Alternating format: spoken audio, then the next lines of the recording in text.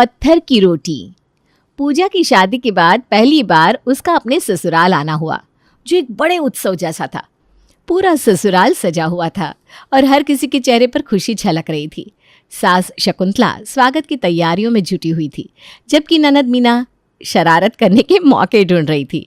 पूजा की नर्वस मुस्कान और झुकी हुई नजरें उसकी घबराहट को बयां कर रही थी, लेकिन उसकी मासूमियत ने सबका दिल जीत लिया। भाभी, आरती के बाद आपको हमारे चुटकुले भी सुनने पड़ेंगे। चुटकुले सुनने में तो मुझे मजा आता है, लेकिन अगर खुद पर हुए तो? लो, नई बहू ने आते ही जवाब देना शुरू कर दिया। माँ जी, लगता है ये सबको संभाल लेगी। अरे पहले उसे घर तो संभालने दो, बहस में तो बहू एकदम पक्की लग रही है। अरे देख क्या रही हो खड़ी खड़ी, अपनी देवरानी को अंदर कमरे में ले जाकर कुछ खिलाओ पिलाओ। हाँ हाँ, लेकर जा रही हूँ ना। पूरे घर का माहौल खुशी से झूम रहा था। सुनीता और मीना अब नई बहू को उसके कमरे में ले जाते हैं। मीना वहाँ भी अपनी नई भाभी के साथ मस्ती करती है। अगले दिन शकुंतला पूजा को घर के नियम कायदे समझाने के लिए गंभीर होकर अपने पास बुलाती है। पूजा, जो खुद अभी तक अपने आप को मेहमान समझ रही थी, अब ये महसूस करती है कि उसकी जिम्मेदारियां तो भाई शुरू भी होगी। पूजा, घर संभालने की जिम्मेदारी अब तुम्हारी भी है, सब कुछ समझदारी से करना। हाँ जी माँ जी, मैं अपनी तरफ से पूरी कोशिश करूंगी। कोशिश पूरी करना, नहीं तो माँ तुम्हें हिलाकर रख देंगी। हाँ भाभी, आपने अभी माँ का बस एक रूप देखा है, दूसरा अभी बाकी है। चुप रहो तुम दोनों, बहुत ज्यादा बोलती हो। माँ, अब आप भाभी को ऐसे ही आते ही डराएंगी तो ये भाग जाएंगी। मैं बहू को उसका काम बता रही थी, तुम्हें तो बस सारा दिन मटर गश्ती करनी होती है। अरे माँ, डॉक्टर्स बताते हैं कि खुश रहने से खून बढ़ता है। बस बस, अब ज्यादा खून बढ़ाने की जरूरत नहीं है, हम लोगों को काम करने दो। अब ससुराल में पूजा की शुरुआत तो हंसी मजाक से हुई, लेकिन पूजा के लिए ये नई दुनिया थी जहां उसे अपनी जगह बनानी थी। वो जल्द ही सबके साथ घुल मिल गई। अब रात के समय रोहित पूजा से बात करता है। कहो पूजा, तुमको हमारा घर और परिवार कैसा लगा? बहुत अच्छा है, और सबसे ज़्यादा मज़ेदार बातें तो मीना की होती है। हाँ, वो बहुत चुलबुली है, उसकी वजह से घर का माहौल मजाक मस्ती वाला बना रहता है। जी हाँ, आज माँ जी ने मुझे घर के काम के साथ यहाँ के तौर तरीके भी बताया। बढ़िया, मतलब आज का दिन मज़ेदार रहा। जी, मुझे सबके साथ बहुत मज़ा आया। अगले दिन शकुंतला ने पूजा को पहली बार रसोई संभालने का मौका दिया। ये उसके लिए नया था, इसलिए वो थोड़ी नर्वस लग रही थी। तब उसकी जेठानी उसे समझाती है। देखो पूजा, आज किचन में तुम्हारा पहला दिन है, लेकिन तुम्हें नर्वस नहीं होना, हाँ, वरना गड़बड़ कर दोगी। जी दीदी। और हाँ, किसी सामान या किसी चीज़ का पता ना हो तो मुझसे पूछ लेना, मैं तुम्हारी बड़ी बहन जैसी हूँ। थैंक यू दीदी, मैं समझ गई, मैं कर लूँगी। अब पूजा किचन में अपने काम में लग जाती है और जल्दबाजी में उससे सब्ज़ी बनाते वक्त नमक ज़्यादा पड़ जाता है। उसको इस बात का पता नहीं चल पाता और वो सबको खाना परोस देती है। सुनीता सब्ज़ी चखते ही पूजा से कहती है, पूजा, ये क्या, सब्जी में तो नमक बहुत ज़्यादा हो गया है। अरे, ये गड़बड़ मुझसे कैसे हो गई? इसका तो कुछ जल्दी सोचना पड़ेगा, नहीं तो ससुराल में तेरी नाक कट जाएगी। पूजा, ओ हेलो पूजा, कहाँ ध्यान है, मैं कुछ कह रही हूँ ना। अरे, ये मैंने आलू वाली सब्जी बनाई है दीदी, इसमें ना आलू डालना भूल गई थी, अभी इसको ठीक करके लाती हूँ। आलू वाली? जी माँ जी, अब डाल देती हूँ ना। भाभी, आप तो कमाल है, आलू वाली सब्जी में आलू ही नहीं है। पूजा तुरंत किचन में जाकर आलू डालकर उस सब्जी को सही करके ले आती है। अब जब सब लोग सब्जी खाते हैं तो उसका स्वाद सबको बहुत पसंद आता है, जिससे उसकी गलती को हंसी में टाल दिया जाता है और वो अपनी पहली परीक्षा में पास हो जाती है। अरे वाह बहू, सब्जी तो तुमने बहुत अच्छी बनाई है। सच में आज की सब्जी का स्वाद ही अलग है और अच्छा भी। थैंक यू माँ जी, पापा जी। पूजा को घर के कामों में हाथ बटाने का शौक था, लेकिन एक दिन कपड़े धोते समय उसने गलती से सुनीता की पसंदीदा साड़ी ऐसी धोई कि साड़ी ही फट गई। जब ये सुनीता ने देखा तो उसे पूजा पर गुस्सा आ गया। इस बात से पूजा भी परेशान होने लगी कि अब वो क्या करे। ये क्या किया पूजा तुमने, मेरी साड़ी फाड़ दी? दीदी, मैंने ये जानबूझकर नहीं किया, मुझसे गलती हो गई, लेकिन आप चिंता न करो, मैं इस साड़ी को अभी नया डिज़ाइन दे देती हूँ।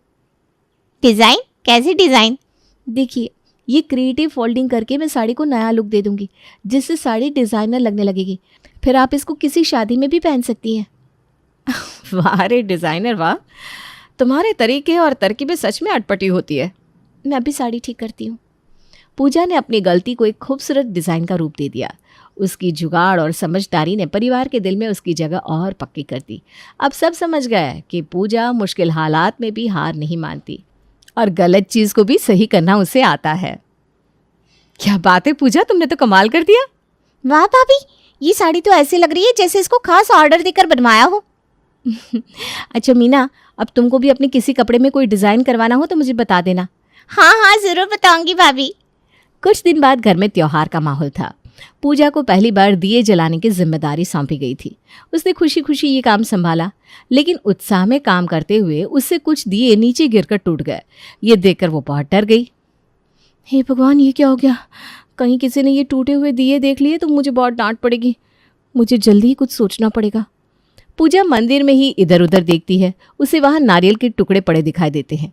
वो उन्हें देखकर खुश हो जाती है और वो अब नारियल के खोल से दिए बनाती है जो दिखने में अनोखे और सुंदर होते हैं।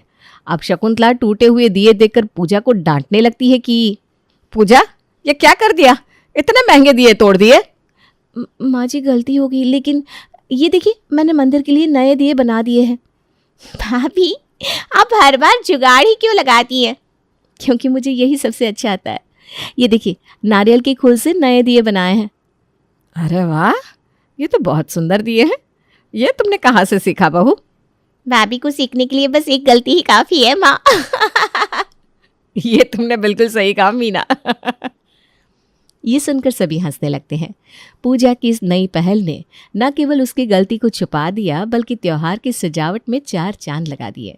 परिवार में अब उसकी तारीफें होने लगी और वो सब की चहेती बन गई। लेकिन ये बात सुनीता को खटकने लगी थी। आज तक मेरी तारीफ इस घर में किसी ने नहीं की, और इस पूजा की हर बार गलती करने के बावजूद सब जमकर तारीफ करते हैं। पता नहीं मेरी तारीफ इस घर में कब होगी। कुछ दिन बाद मीना को देखने उसके रिश्ते वाले घर आए। शकुंतला ने पूजा से कहा कि वो रोटियां बनाए। पूजा ने बड़े उत्साह से इस काम को स्वीकार किया और वो रोटियां बनाने किचन में चली गई। रोटियां बनाते वक्त उसका तवा ज़मीन पर गिरकर टूट गया। ये देखकर पूजा घबरा गई। दूसरी तरफ काम कर रही उसकी जिठानी उसे परेशान देखकर मन ही मन खुश हो रही थी। हे भगवान, ये क्या हुआ? लगता है मेरा दिमाग ही खराब हो चुका है। मुझसे कोई काम सही से पता नहीं क्यों नहीं होता। अब आएगा मज़ा। हर बार कोई ना कोई नौटंकी करके ये बचती रहती है, लेकिन इस बार माँ जी इसकी अकल ठिकाने लगा देंगी। मैं तो यहाँ से निकल लेती हूँ, वरना भाई मुझे भी इसकी वजह से डांट ना पड़ जाए।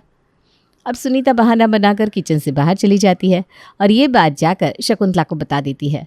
वो गुस्से में किचन में आकर पूजा से कहती है, पूजा बहू, ये तवा कैसे टूट गया? अब क्या होगा? रिश्तेदार सर पर बैठे हैं, हम बाहर से रोटियां भी नहीं मंगवा सकते। अरे ध्यान कहाँ रहता है तुम्हारा? माँ जी, आप चिंता मत करें, मैं इसका हल निकाल लूंगी। इस बार कुछ नहीं हो पाएगा। क्या करोगी अब तुम, बोलो? भाभी, इस बार अब कौन सा जुगाड़ काम आएगा? इंतज़ार कीजिए, कुछ खास होगा। इस बार भी पूजा ने हार नहीं मानी। थोड़ा सोचने के बाद वो बाहर से एक बड़ा पत्थर लेकर आई और उसने उससे भट्टी बनाकर रोटियां सेकना शुरू कर दिया। अब जब रिश्तेदारों ने रोटियां खाई तो उनको तो रोटियां बहुत पसंद आई। अरे वाह, ये रोटियां तो बेहद स्वादिष्ट है। ऐसा लग रहा है जैसे हम पहली बार रोटी खा रहे हैं। ऐसी रोटी तो हमने पहले कभी नहीं खाई भाई। ये रोटियां मेरी नई बहू पूजा ने बनाई है। वाह वाह शकुंतला जी, आपकी बहू के हाथ में तो जादू है, और इसके हाथ की रोटी लाजवाब है। धन्यवाद भाई साहब। बेटा, तुम अपनी ननद को भी ऐसा स्वादिष्ट खाना बनाना सिखा देना, जिससे हमको रोज़ ऐसा स्वादिष्ट खाना खाने को मिलेगा। ज़रूर भाई साहब, आप चिंता ना करो। मीना को पूजा ही खाना बनाना सिखा रही है। पूजा की रोटियों की वजह से मीना का रिश्ता पक्का हो जाता है, जिससे पूरे घर में खुशी की लहर दौड़ जाती है। इस नई खोज ने उसे घर में और भी ऊंचा स्थान दिला दिया। शकुंतला उसकी तारीफ करते नहीं थक रही थी, लेकिन जिठानी सुनीता को लगने लगा था कि पूजा ने अपनी जगह बनाने के लिए हर बार जुगाड़ का सहारा लिया है, जो कि बहुत गलत है। मैं इस पूजा को सबक सिखा कर रहूंगी और ये बताऊंगी कि जुगाड़ से काम नहीं चलता, टिकाऊ काम मेहनत से ही हो पाता है। पूजा की बढ़ती तारीफों से सुनीता चिढ़ने लगी। वो हमेशा से घर की जिम्मेदार बहू मानी जाती थी, लेकिन अब पूजा हर किसी की पसंद बनती जा रही थी। दोनों के बीच एक अनकहा तनाव पैदा होने लगा। सुनीता ने एक दिन चुपके से पूजा को चुनौती देने की ठान ली। पूजा, तुम्हारे जुगाड़ तो बड़े काम के हैं भाई, लेकिन क्या हर बार सब कुछ जुगाड़ से करना सही है? भाभी, मैं तो बस अपनी कोशिश करती हूँ और मेरा काम अच्छे से हो जाता है, तो इसमें आप मुझे ये सब क्यों सुना रही हैं? पूजा, जुगाड़ तब करनी चाहिए जब कोई दूसरा रास्ता ना हो, और मेहनत से बचने के लिए जुगाड़ करना तो गलत है भाई। सुनीता और पूजा में बहस तेज हो जाती है, जिसकी आवाज़ बाहर तक सुनाई देने लगती है। हॉल में बैठी शकुंतला और मीना को भी ये आवाज़ सुनाई देती है। मीना मज़े लेते हुए कहती है, आज दोनों भाभियां किचन में ही लड़ेंगी क्या? यहाँ बाहर आकर लड़ो, मैं और माँ यहाँ बोर हो रहे हैं। चुप रहो मीना, क्या हुआ बहू, क्यों लड़ रही हो? पूजा के ससुराल वाले उसकी हर जुगाड़ को सराहते हैं और इस वजह से उसे अपने हुनर पर घमंड हो जाता है, और वो कभी कभी सुनीता की सलाहों को नज़रअंदाज करने लगती है। इसलिए सुनीता को लगने लगा कि पूजा को अपनी सीमाओं का एहसास होना चाहिए। पूजा, मैं तुम्हें बस समझाने की कोशिश कर रही हूँ कि हर बार जुगाड़ करना सही नहीं है। कुछ चीज़ों में समझदारी और मेहनत ज़रूरी होती है। दीदी, अब क्यों बार बार मेरी तारीफों में कमियां निकालती रहती हैं? मैं तो बस अपना काम पूरा करने की कोशिश करती हूँ। लेकिन पूजा, कोशिश और जल्दबाजी में फ़र्क होता है। हर बार जुगाड़ चलाना तुम्हें भारी पड़ सकता है। बस दीदी, जब भारी पड़ेगा तब की तब देखी जाएगी। अभी आप मेरे काम में टांग मत अड़ाओ। ठीक है, अब मैं तुमको कुछ नहीं कहूँगी, तुमको जैसा सही लगे तुम वैसा ही करो। सुनीता की बातों को पूजा ने अनसुना कर दिया। एक दिन रसोई में सुनीता ने देखा कि पानी की टंकी से हल्का पानी लीक हो रहा है। उसने अमित को बुलाकर इसे ठीक करवाने को कहा, लेकिन पूजा ने इसे नज़रअंदाज करते हुए पन्नी से टंकी को बांध दिया। जीत जी, आप परेशान मत हो, मैंने टंकी को बांध दिया है, अब वो सही हो गई है। अरे वाह पूजा, तुम तो बहुत होशियार हो। अरे नहीं भैया, ये तो बस मेरे बाएं हाथ का कमाल था। सुनीता ये सब किचन से सुन रही थी और पूजा से चिढ़ रही थी। कुछ देर बाद पानी के प्रेशर से टंकी पर बंधी पन्नी फट गई और किचन पानी से भर गया। अब सुनीता गुस्से में चिल्लाकर पूजा को बुलाती है। पूजा, पूजा, यहाँ आओ, देखो तुम्हारे जुगाड़ का नतीजा। पूरा किचन पानी पानी हो गया और मैं पानी से पूरी भीग गई हूँ। दीदी, मुझे लगा इससे काम चल जाएगा। पूजा, ये छोटी छोटी गलतियां बड़ा नुकसान कर सकती है। हर बार जुगाड़ मत किया करो। मुझसे गलती होगी दीदी, अब से ध्यान रखूंगी। अमित, तुम जाकर प्लम्बर को बुला कर लाओ और ये टंकी जल्दी से ठीक करवाओ। पूजा भाभी, आज आपके बाएं हाथ का कमाल सुनीता भाभी पर भारी पड़ गया। अब आप अपने बाएं हाथ का कमाल कभी मत दिखाना। कुछ दिन बाद घर में गैस खत्म हो गई। सब लोग परेशान हो गए, लेकिन पूजा ने जुगाड़ लगाते हुए पुराना स्टोव निकाल दिया और उस पर खाना बनाना शुरू कर दिया। लेकिन स्टोव थोड़ी देर में ही खराब हो गया और उसमें आग लग गई।